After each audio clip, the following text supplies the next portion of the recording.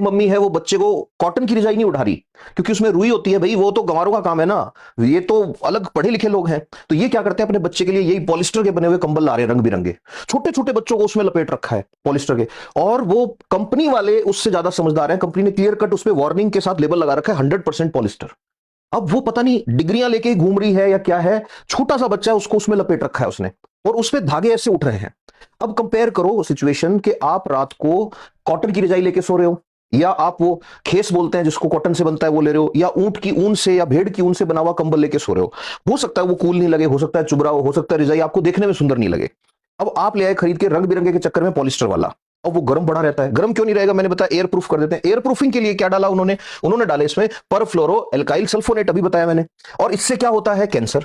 अभी सुनते जाना।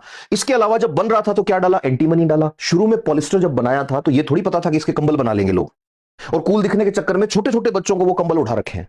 बाद में 10 साल बाद घूमते फिर रहे हैं कि हमारी बेटी के पीसीओडी हो गया, हमारे तो बच्चे के छोटे से कई एलर्जी हो गई, इसके अस्थमा हो गया। अरे उस मम्मी ने किया है जो सिर्फ डिग्रियां लेके घूम रही है, और अपने आप को सुपीरियर दिखाने के चक्कर में हर वो चीज खरीद के ला रही है जिसका टीवी पे ऐड देख लिया या जो फिल्मों में देख ली। एक बार एजुकेशन, उनकी क्वालिफिकेशन तो देखो जिनसे इंस्पायर हो रहे हो। अब हो क्या रहा है, वो जब बच्चा ओढ़ रहा है उसको, तो पॉलिस्टर के माइक्रोफाइबर्स उसके नाक से और उसके मुंह से अंदर जा रहे हैं। छोटा बच्चा है तो पक्का कपड़े को चबाएगा भी। अब दोनों कंडीशन को कंपेयर करो, कॉटन वाली रजाई के फाइबर अंदर गए, कॉटन गया अंदर।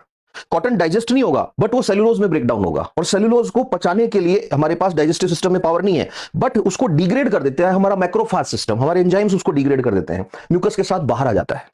आपको पता है एंटीमनी कैंसर कॉज करता है। अब मैं ये नहीं कह रहा एंटीमनी होगा, छोड़ो, आपके वाला कंबल तो दुनिया का बेस्ट कंबल है, आपका पॉलिस्टर धरती का नंबर 1 पॉलिस्टर है, उसमें एंटीमनी भी नहीं है, उसमें पीएफएस भी नहीं है। बट वो बॉडी में जब जाएगा, सांस के साथ जब उसके फाइबर जाएंगे, मुंह के साथ उसके फाइबर जाएंगे, these chemicals are known as forever chemicals. इनका ना डाइजेशन होगा, ना इनको डिग्रेड करेगा, ना मैक्रोफाज जो है वो इनको कुछ कर सकता है। अब इन्फ्लामेशन हो सकता है, सेल डैमेज हो सकता है, इम्यून सिस्टम जो है उसको ट्रिगर कर सकती है ये चीज। अब सोचो, अब नजर डालो चारों तरफ। अवेयरनेस की बात मैं क्यों करता हूं, ये अपने आप को अवेयर समझने वाले लोग जो हैं, इन्होंने, ये खुद ग्रेजुएट होंगे, पोस्ट ग्रेजुएट होंगे, डॉक्टरेट होंगे, और इन्होंने अपने गाइड बना रखे हैं उन लोगों को जिनकी 10th भी नहीं हुई कभी ढंग से। क्यों, टीवी पे ऐड आया हम वही लेके आएंगे क्योंकि हम कूल हैं। रजाइयां जो है वो तो अच्छी नहीं लगती ना, कौन रुई भरवाए, कौन ये करे। बट रुको, समय आएगा घूम के। जैसे ही अपने बच्चों को वो घोल घोल के पिलाते थे ना पाउडर जिनमें 70% चीनी हुआ करती थी, ये सोच के कि हमारी बेटी बनेगी औरों से लंबी, टॉलर, स्मार्टर, कुछ नहीं है, चीनी चीनी थी उसमें।